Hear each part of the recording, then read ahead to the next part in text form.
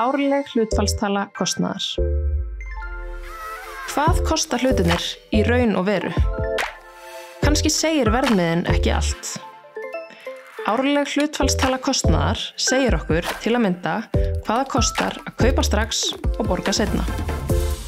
Það getur nefnilega verið mjög dýrt að dreifa greiðslum og þá eins gott að geta séð kostnaðinn með tiltölulega einföldum hætti. Þar kemur þessi árlega hlutfallstala kostnaðar til sögunar, en hún nú birt allstaðar þar sem boðið upp á að dreifa greiðslum.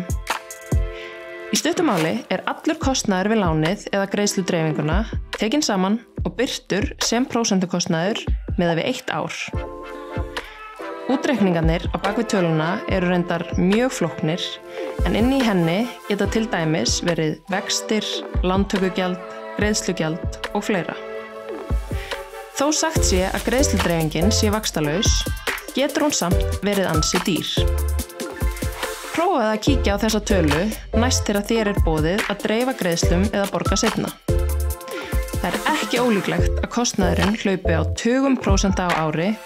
Þú þarft að taka það með í reikninginn þegar þú gengur frá kaupunum. Viltu til dæmis borga miklu meira fyrir þennan tiltekna hlut en hann kostar? Eða kannski betra að bíða aðeins og vera dugleg að spara?